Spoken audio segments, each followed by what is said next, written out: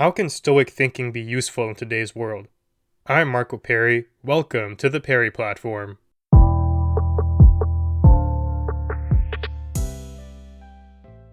I would wager that one of the most common emotional responses in today's environment, particularly on social media, is that of being offended or taken offense.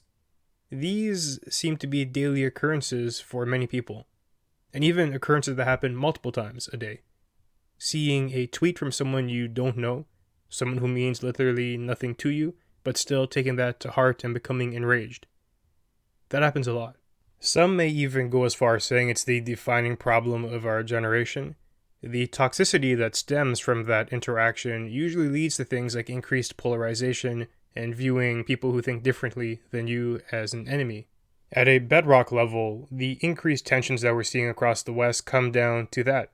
Our offense-making mechanism, being triggered, in other words. Now, this is simply a frame of mind, albeit a frame of mind that many people have adopted subconsciously. They haven't reasoned themselves into thinking it's a great way to proceed, to find offense in every little thing, or even big things sometimes that may not warrant it. So, given that it's a frame of mind, is there a different frame of mind that can be helpful here to mitigate some of the fallout? Now, the answer is yes, but this frame of mind that we'll be talking about today isn't one that you'll accidentally find yourself adhering to. It's not like the naturalistic, instinctual basis of taking offense. This one takes a little bit more practice and thoughtfulness. And of course, I'm talking about Stoicism here. Now, the ideas have evolved over time. This is not a new philosophy. But essentially, we're talking about a line of thinking that asserts that the goal of humans should be living in accordance with nature. In other words, in agreement with the world design. For example, to be upset about a flat tire is pointless, as that is now how the world simply is at that moment. What you should do, though, is take steps to remedy this, but you arrive at that conclusion through logic. We know that the emotion of anger serves very little purpose here. In fact, it will probably be detrimental to you. Now, Stoicism has become more popular lately, probably due to this next piece of the philosophy, and that is it placing an emphasis on a type of mental calmness, which can manifest in emotionlessness. This is a more common practice. People take Stoicism and they extract the idea that disregarding emotion is the optimal way to practice it. And there are benefits to that, but also detriments. Like every philosophy I've encountered, there are pros and cons. This is not the best solution for every situation you face, but in regard to the question we posed at the beginning, how to mitigate offense taking, well, it could be quite useful in that regard. If you want to dig deeper into the rich history of Stoicism, perhaps pick up Marcus Aurelius's book Meditations. It's a good place to observe how the thinking was evolving many decades ago. Now, to tie this to offense, how can the concepts of Stoicism help in that regard? Well, first of all, we can easily recognize that taking offense is not always good. In fact, most times it isn't. What's it going to do for you? Especially in the context that we see in plentiful quantity today, like the social media example.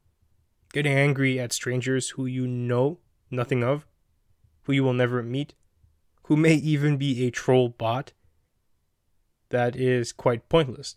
The key here is separating the emotion from the value that you might gain otherwise.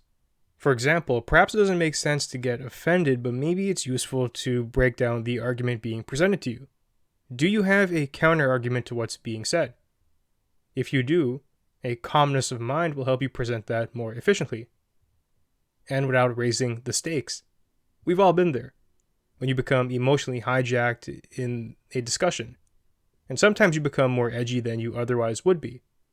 And when you do that, the person you're talking to becomes less open to what you're saying, and they become defensive. And then becomes a shouting match. That's not ideal. So the first thing you'd want to do is simply begin establishing that calmness of mind. When you recognize emotion seeping into the equation, take a second to step back. Try to create a playing field where logic is the prime operator. And you can do this in very simple situations. Even something like hunger is a fun place to start. You're in the grocery store, you haven't eaten lunch, and you're tempted to grab that bag of chips. Just recognize the influence of the emotion there. See how it's guiding you in particular ways that may not be the best. Try to establish that still mind. And let the logical debate happen. Do you need that bag of chips? Do you deserve it? Is it going to be a treat? Is it an indulgence that you can afford? Ask yourself these questions and try to get a response there. Not just being driven by primal instinct. Now, at the level of offense taking, what you really want to do is evaluate if anger or the other negative emotions that you're feeling are doing anything good. Is it going to lead to anything more productive? And sometimes it might in a rare instance when a real injustice is happening. Maybe that anger is going to propel you to take action. But oftentimes we're not facing that. We're facing much milder situations. What is that anger going to do? Ask yourself that. Is there any good here? And if there isn't, you're better off discarding it. And after you've done that, you want to try and find harmony again, that stillness of mind. And once you feel that, at least once, you'll know when you're back at it. It's hard to explain, but once you become mindful of these things, you can feel the influence of emotions on your thinking. And you'll be able to feel when you're at your crispest.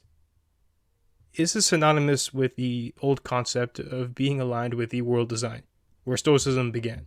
In a nutshell, one can easily present the argument that emotions have become too powerful in much of Western society, and they're not leading us well. We need to dial it back a little bit. And Stoicism, as a mode of thinking that was made to dial back emotions, has much practical application there. And I would admit that I think a lot of people could benefit from practicing it. Having said that, we should also address some of the pitfalls of Stoicism. It could be very useful in this situation that we've talked about, but may not be so in other places. For example, you can easily advance the argument that emotions are not all bad. And we've done that a little bit here and there. Even something like anger has a time and place. In things like personal relationships, I'm not sure that Stoicism is the best course of action. You do want to feel things. You do want to express that. And sometimes you do want it to take over, like when you're at your happiest. And even sometimes when you're at your lowest, it has value to feel that and to respond to it accordingly. If you also become too rigid a practitioner, you could find yourself being perceived as toxic. Like, for example, when people come to you with their problems and your natural response is, don't worry about it, or it doesn't matter. That may not be ideal, especially once again going back to personal relationships. And finally, sometimes balling things up and acting as if you've discarded them when really you haven't can just lead to you retaining them and being poised for an explosion, an emotional one down the line. Stoicism, I feel, is best practice, especially when you're beginning at the situational level, not as a blanket solution to life as we see it progress every day. Perhaps it's the case that Stoicism could be great as a default, but you have to have some flexibility there. Like I said at the beginning, I don't believe any philosophical system is perfect, and we have to be able to adapt to the world as it comes to us. My advice here is to study a lot of philosophies and gather what's great from each of them and try to combine that into a amalgamation, really, of ideas that suit you. Perhaps you don't have any value for a stoic way of thinking because naturally you're more complacent anyways. But perhaps you do. And perhaps you can learn something from what we discussed today. Maybe the context of this conversation is not going to help you advance up the corporate ladder. Perhaps being more emotional in that regard and more upfront would be useful. Perhaps Stoicism would not make you the best partner out there, but perhaps it would make you a better consumer of social media. Perhaps it would help you lower the political temperature that we're seeing boil, and boil further every day. Emotions are not good or bad. It depends on the context in which they're manifesting. And in some cases, you'd be better off without particular ones. In others, they are useful. Try to find the distinction there, and Stoicism could be the key that helps you discover that. Now, with that, it does bring us to the end of our conversation for today. If you enjoyed the material, be sure to leave a review and share. They'll help us grow. And you can find me online at perryplatform.org and on social media at perryplatform. Thanks for joining me, and I'll see you soon.